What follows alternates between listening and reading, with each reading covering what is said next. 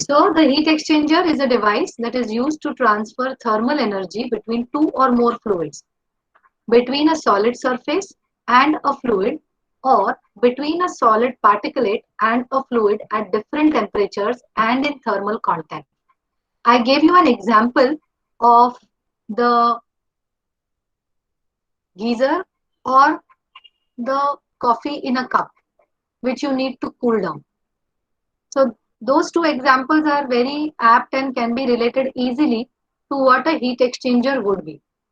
So let us see in detail what the heat exchanger is and how we can go along using it in the industry.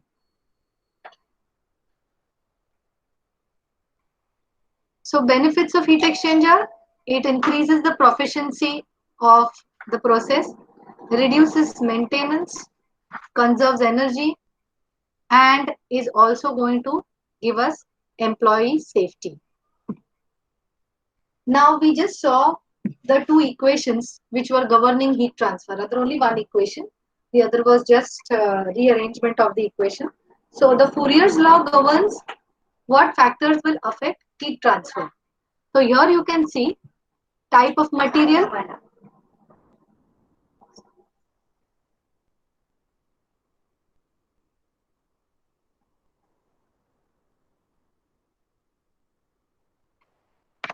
so the factors that are affecting heat transfer: type of material is there, then thickness of material, surface area. That means the larger the surface area, the more the heat transfer will take place.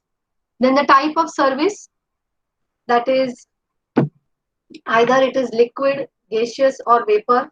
Flow rate of the fluids. If the flow rate is faster, the heat transfer will be less. If the flow rate is lesser, the heat transfer will be better. Then the turbulence. If it is a laminar flow, it is not going to give you a better, what you say, heat transfer. But if it is a turbulent flow, it gives you a better heat transfer. Then comes temperature difference, that is the gradient. If there is a greater gradient, the heat transfer will be more. If it is a lesser gradient, the heat transfer will be less comparatively. Corrosion and contaminants present in the heat transfer fluids. Then the type of flow paths. How are they flowing? Are they flowing parallel to each other? Are they flowing in the opposite directions? Or are they flowing in, if they are going to flow more times against each other, not just crossing the path once? So flow path will also matter. Then you have tube arrangements. Tube basically here is because the major heat exchanger that is used in the industry is a shell and tube type heat exchanger. So the tubes that are placed inside the shell, the arrangements of the tubes, how they are placed, how closely they are placed, and how they are packed inside actually affect the rate of heat transfer. So all these factors are going to affect heat transfer. Thickness, type of material and thickness of material. Basically type of material, that means it should have a good conductivity for thermal energy. Thickness of material, if the material is thick, the heat transfer will be less. If the material is thinner, the heat transfer will be better. But when I'm using equipments which are highly pressurized, enclosed, I cannot go beyond the thickness. I can't reduce the thickness below a particular limit, because then there could be rupturing or there could be bursting of the equipment. So for that, I have to find a golden midpoint for the thickness of the material.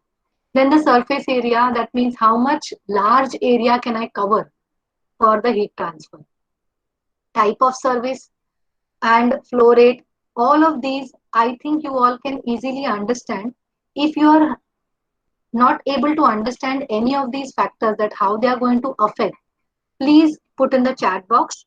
Or no, the chat box won't be a good point. You can please pass on the message to Abhishek, and Abhishek could tell me.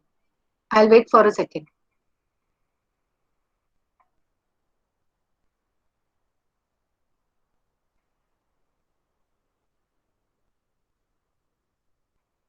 Ma'am Pinak है, Huh?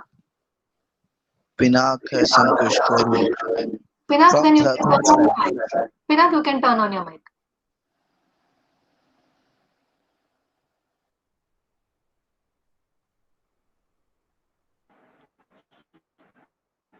Yes, Pinak? Ma'am, Ma'am, why is there a negative sign? Hello, ma'am. Am I audible? I'm listening. Yes, yes, I'm listening. Tell me. Yes, Hello. yes, you're audible, Pinak. Ma'am, why is there a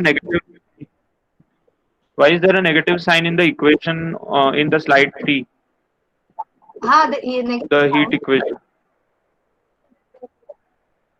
This one, right? Yes, yes. Yes, Pinak, because it is heat transfer, no? We are going to transfer the heat. So there is going to be reduction of heat. Or you could say that energy is going to reduce. So it is negation. The slope basically will be there. The negative slope will be there for that purpose.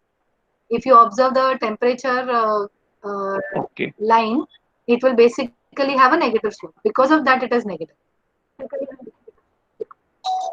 Any other? So, ma'am, this equation is from the point of view of this equation is from the point of view of the comparatively higher the material which is on the higher heat on the higher temperature.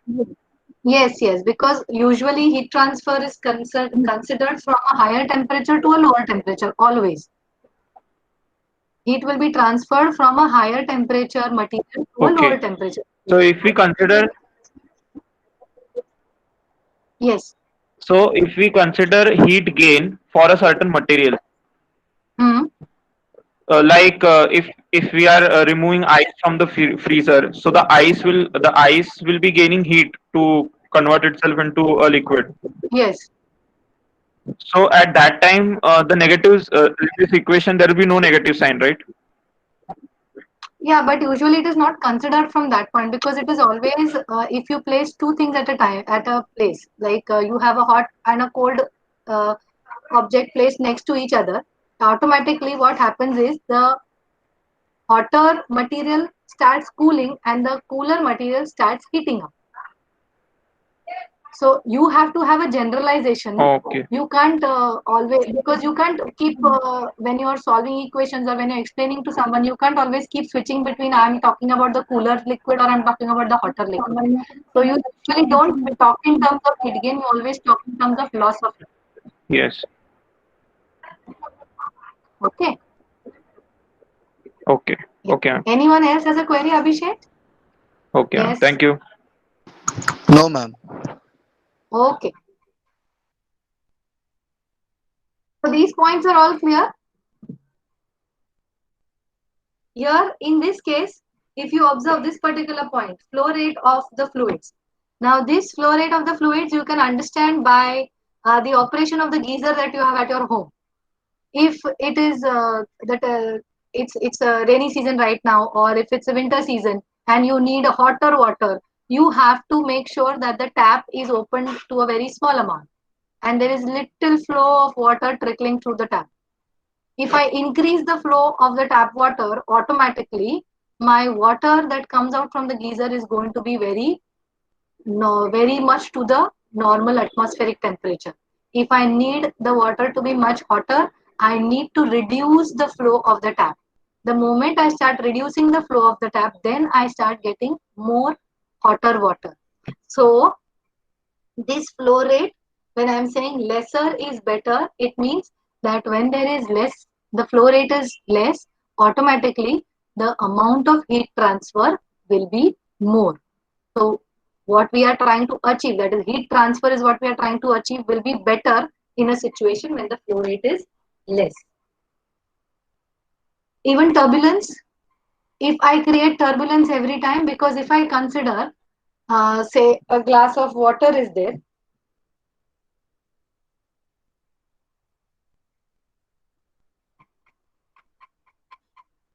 I'll just stop my screen sharing and I'm going to just show you.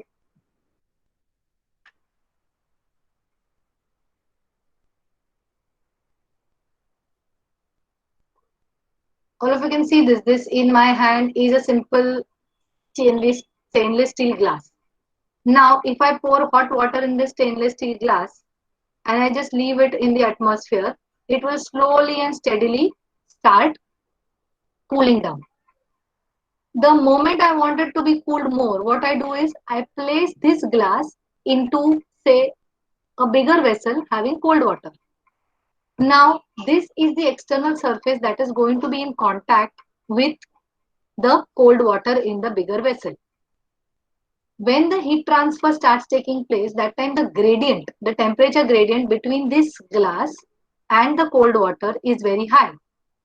So the temperature of the water is around 60 degrees Celsius, whereas the temperature of the water in the bigger vessel is say around 20 degrees Celsius. So there's a 40 degrees Celsius temperature gradient. Now at this temperature gradient, what happens is there is large amount of heat transfer.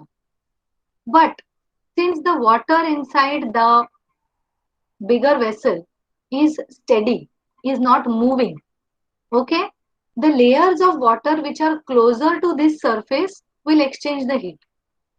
But what will happen? This gradient will slowly start reducing because the water near this surface will slowly start coming up to the temperature of the water inside the steel glass. So what happens? The water nearer is more hotter. The water farther is cooler in the larger vessel which I'm talking about. So automatically the heat transfer rate will slowly and steadily reduce and will not be very fast. If I want faster heat transfer, what I should do is the water around this particular glass should be moved or should be mixed.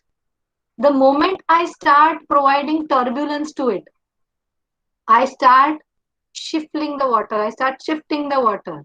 What happens is whatever water is coming in contact with this surface is always refreshed, renewed. So automatically the gradient is also pretty much higher all the time, and thus there will be faster heat transfer between the two surfaces. So turbulence plays a very important role when you are speaking of heat transfer. That is how you can obtain it.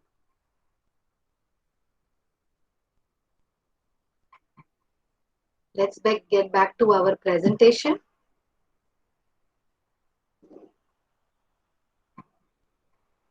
If anyone has a query, please pass it on to Abhishek so that he can put it forward to me. Abhishek, you can just disturb me in between when I'm speaking also. That's okay because I cannot see the chat box when I'm presenting the screen. Application of Okay. as I said, that there are numerous applications of a heat exchanger. It could be right from your power, petroleum, transportation, up to manufacturing industries and alternative fuel. It is used everywhere. Wherever you need to increase temperature or reduce temperature, you will require heat exchanger. So there are different types of heat exchangers based on their applications. So here you can see the functions and the types of heat exchangers. So you have various types of heat exchangers. You have coolers, heaters, condensers, vaporizers, reboilers, chillers. So all these will be based on their functions. They are heat exchangers only. Their basic function is same. It remains the same. That is heat transfer. But according to the functions, they are named differently to have a better identification. For example, the coolers, they reduce temperature of fluid using water. Heaters increase temperature by adding heat. Condensers remove heat from gas and change it to liquid. Vaporizers add heat to the liquid, change it to vapor. Reboilers, they are used generally with distillation columns for heating the bottom feed. And chillers use refrigerant instead of water to reduce temperature of gas. So depending on what functions they perform, you basically will name them differently, but eventually all of them are going to do heat transfer. So all of them are heat exchanger, just having different functions. Can you all please note these down? Okay.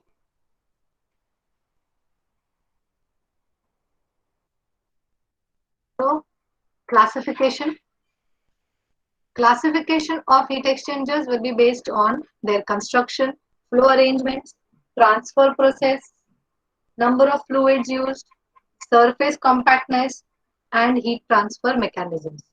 What we will be focusing on are these two, construction and flow arrangements.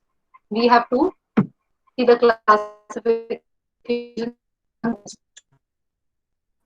construction. As you can see here, there is huge classification. You have extended surfaces, regenerative.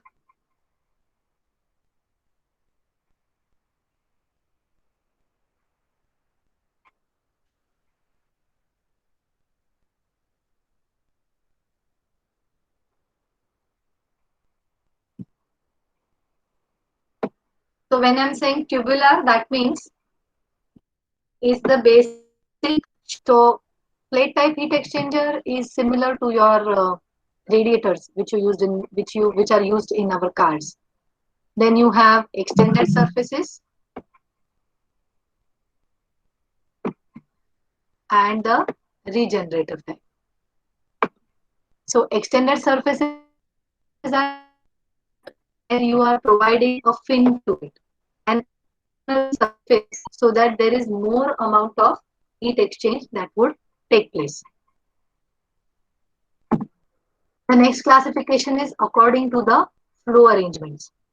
That means how the flow is passing through the particular heat exchanger. So you have single pass and you have multi pass.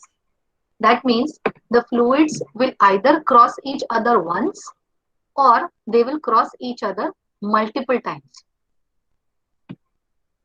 A single pass would be either counter flow, parallel flow, cross flow, split flow, or divided flow.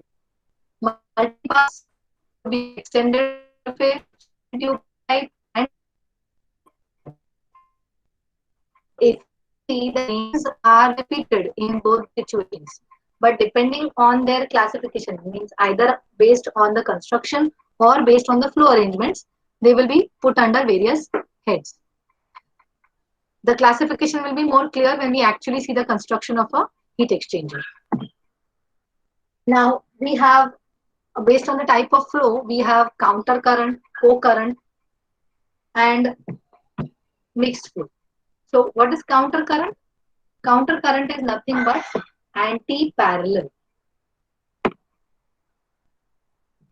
These type of heat exchangers, here is the outlet, here is the inlet. Okay, and for this tube, this is the inlet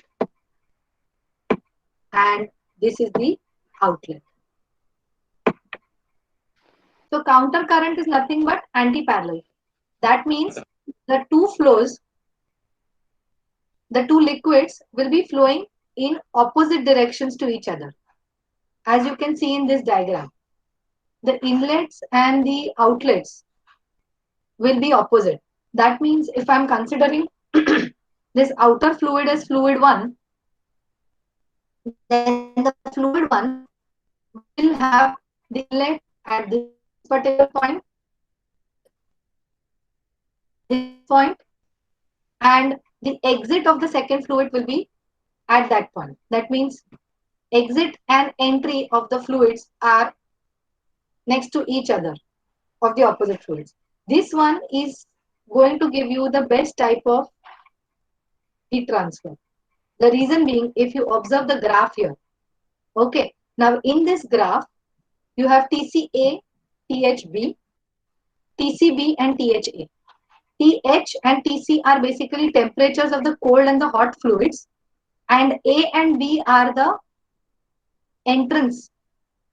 A is the entrance and B is the exit. According to the diagram, these are distances.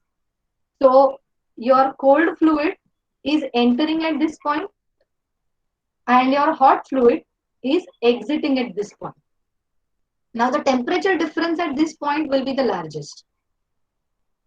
And slowly it will be reduced at the point where your cold fluid is exiting and your hot fluid is entering.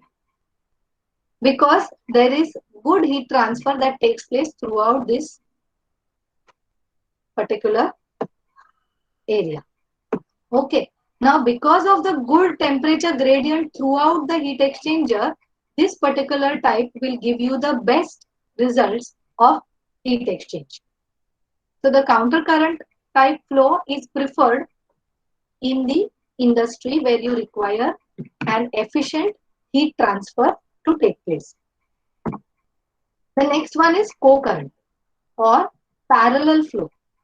Now, in this, what happens is, if you observe here, the entry and the exit of both the fluids are at the same point. Here. These two are the exits, and here you have the entry points for the two fluids. Now, what happens if you observe in the graph? When the two fluids are entering, this particular delta T1 is very large, and delta T2 is very small. So, because of that, what happens? Since delta T2 is very small and delta T1 is very large, if you see that there is no constant temperature gradient maintained throughout the heat exchanger. Hence, the heat transfer rate is not maintained. And this gives you a little less efficiency as compared to your counter current or anti-parallel flow heat exchanger.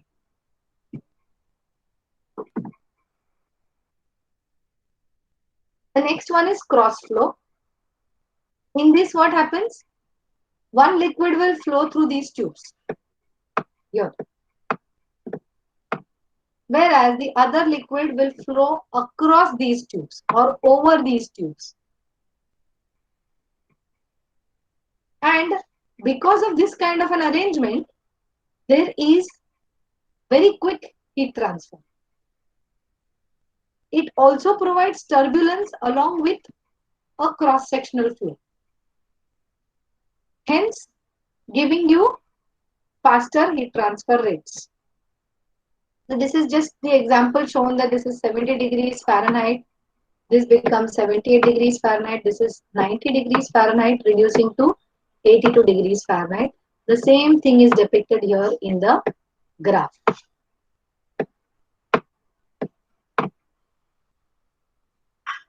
So if you observe that there is a very quick heat transfer because of the cross flow heat exchanger. This is cross flow heat exchanger with fins or with additional surfaces to increase heat transfer. This is the same example of a cross flow, and the application of a cross flow is the radiator that is used in the cars or in the automobiles. This is how the car radiator looks like, and you have the liquids passing through these here and here, and there is a fan which will continuously bring in air from the atmosphere, which passes through these various small slits, thus giving you, if you observe this part here, there are slits here through which the air will pass and the coolant is continuously circulating.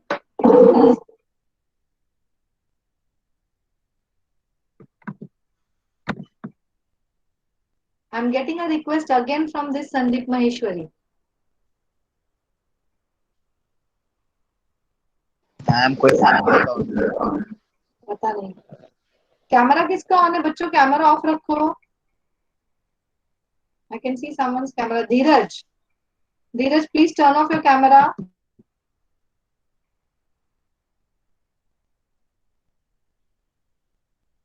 Dheeraj, can you hear me? Please turn off your camera. Okay. So these are the various types of heat exchangers and some examples of the heat exchanger.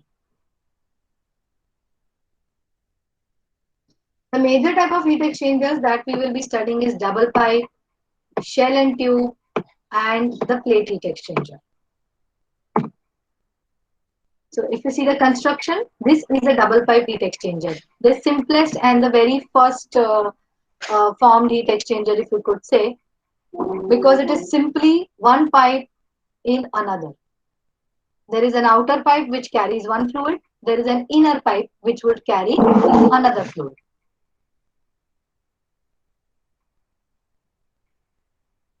So there is one fluid which is there inside and there is one fluid which is there outside. So ये outer pipe में fluid 1, ये inner pipe में fluid 2.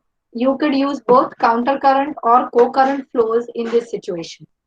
So it is entering once and passing out. इसमें ऐसा भी हो सकता है कि आप मल्टीपल पासेस करें और मल्टीपल पासेस करेंगे तो ये कुछ ऐसा दिखेगा. So you have 1, 2, 3. जितनी बार आप टर्न्स ले सकते हो उतनी बार आप टर्न्स ले लो.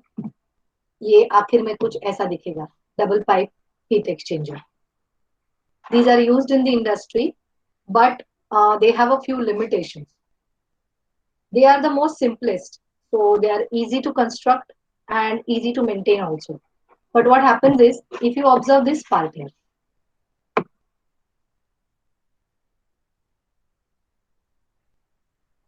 ये जो पार्ट है यहाँ पर, ये जो पार्ट है ये काफी बेंड किया हुआ है. Now I cannot bend it more because the pipes might just give way. Because of this limitation, I also cannot have the thickness reduced more.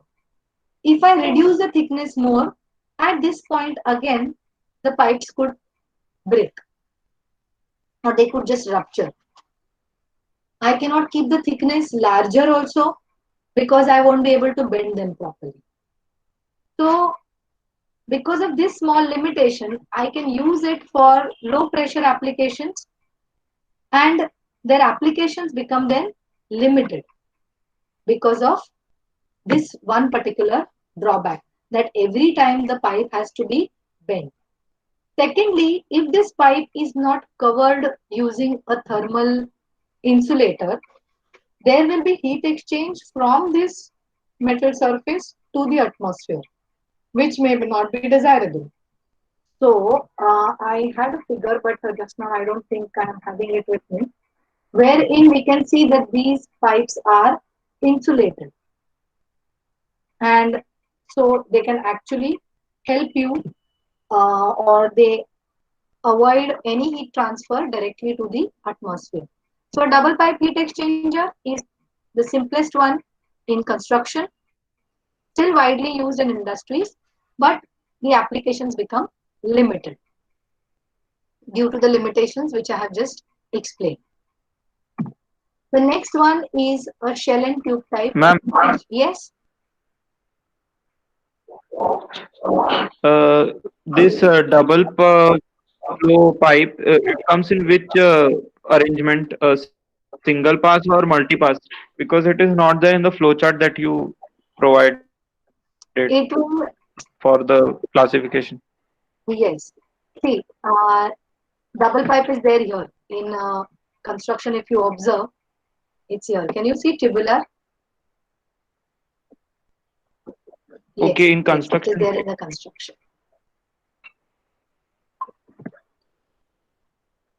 Here, what happened is I'm coming to that. Okay, ma'am. Now Thank you, ma'am. we saw that the double pipe heat exchanger, in that this is the construction. Okay. Now, if in this construction, instead of these bends, I just put a separator here. I simply put a separator here, say a metal plate, Okay, that means the fluid is going to enter into this part. ये मैंने ऐसे बड़ा shell बना दिया इसको. So the fluid enters in this part and then will move around all the tubes. And here also, I simply do this. And I'm going to enclose it. So what happens is, instead of these outer pipes, I remove these outer pipes. I keep only the inner pipe, and combining all the outer pipes, I keep only one large outer pipe. So what I'm having is, I have a huge larger pipe inside which I am placing small tubes of these inner pipes itself. I'm collecting the fluids here in these two compartments.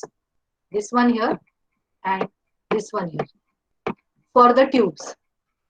And for the larger pipe, I'm going to pass the liquid through this. And maybe it exits somewhere here. So what I have got is a shell and tube type heat exchanger.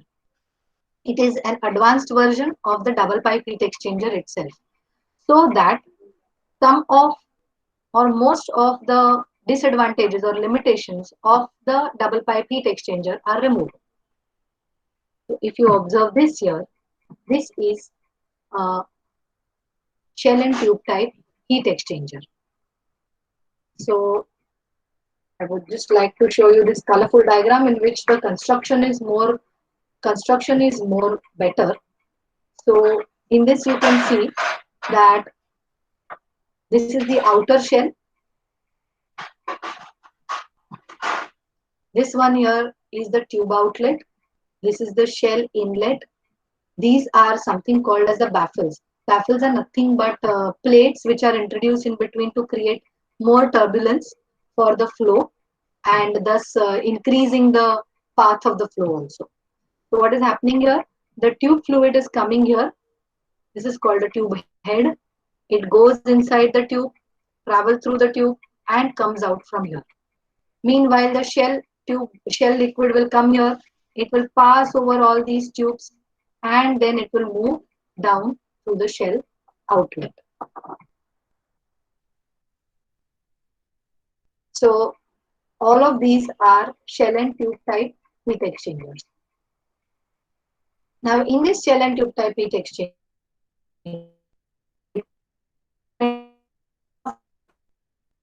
depending on how many times your liquid is passing through the heat exchanger gives you the different configurations, which are 1:1, 1:2, 2:4 type of heat exchangers.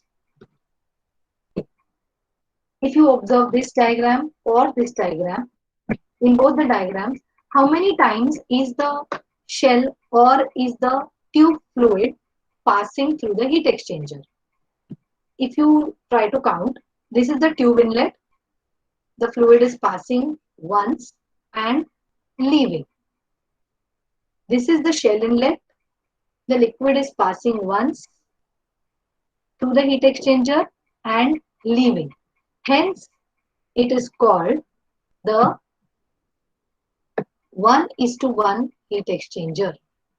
That means one shell side passing and one tube passing. That means the liquid is passing through the shell once, the liquid is passing through the tubes once. Now this is 1:2. 1:2 means, if you observe here, okay, this is your tube fluid. That means it is passing through the tubes. So it is passing through the tubes how many times? Just check. This is once that it is passing through the tubes. It is coming out and it is passing through the heat exchanger again. After passing through the heat exchanger, it is coming out and then leaving the heat exchanger. So the tube side fluid has passed through the heat exchanger how many times? 2 times. Whereas this one is the shell side liquid. The shell side liquid is entering. You see the red color arrows. It is passing through the heat exchanger once and leaving. That means your tube side fluid is passing twice through the heat exchanger, whereas your shell side fluid is passing only once through the heat exchanger. So it is called 1:2.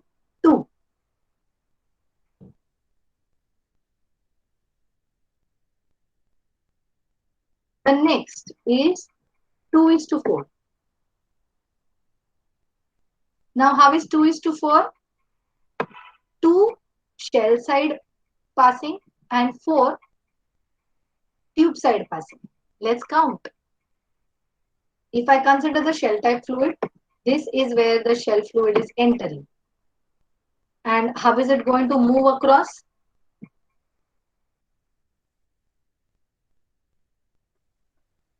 So it has moved across twice in the heat exchanger and then it is exiting. So it is passing twice. Let us see now how the tube side fluid is passing. So the tube side fluid is entering here at this point. It is entering inside these tubes. The blue lines are indicating the tube fluid. Then it is moving here. It is going here, coming back. So this was 1. This is 2. This is going to be the third time it is passing through the heat exchanger. And this is going to be the fourth time it is passing through the heat exchanger. And then it is exiting from the heat exchanger. Hence, it is passing through the heat exchanger 4 times. So it is 2:4 type of heat exchanger. Up to this point, any queries?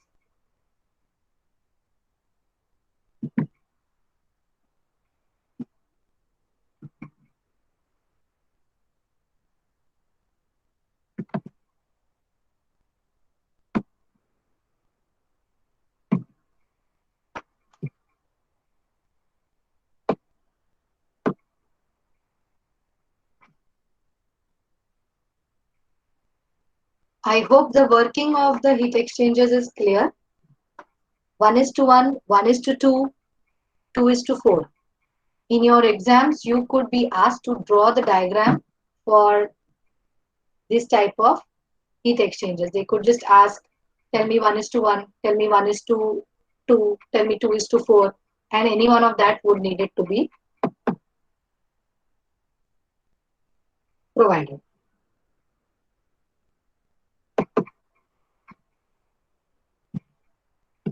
Okay.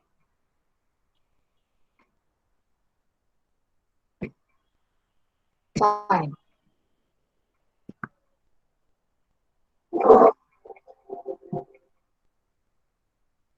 Now, before I move on to the others, I'll just show you a few diagrams of the shell and tube type heat exchanger. The outer shell, and you can see. Ma'am, can you please show the Yes. Ma'am, can you please show the slide with the classification based on construction? Okay, I'll come to that. Once. I'll just finish showing these diagrams. So this one is Okay, ma'am. Thank you. or what actually looks like in the industry. And this one, here you can very clearly see the tubes inside. The tubes inside. Someone has not turned off the mic. Please do that. So here you can see the tubes very clearly. This point is where you are actually.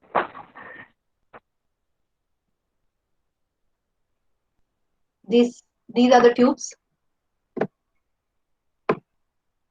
This is the entry point of the tube fluid. And what you can see these.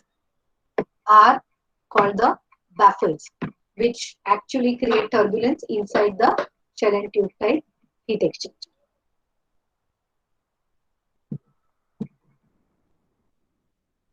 Yes, Pinak, what were you asking?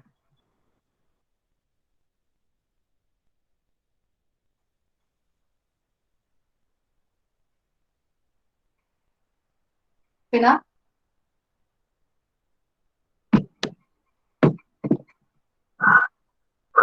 Yes, ma'am. That only. What were you asking? I'm not. That only means you asked me something. Ma'am, I wanted to see the. You wanted. I wanted to see the classification and take the screenshot. Okay. Done then. Yes, ma'am. This one, and you want this one also? Thank you, ma'am. I took that already. Okay, fine. Thank you, ma'am.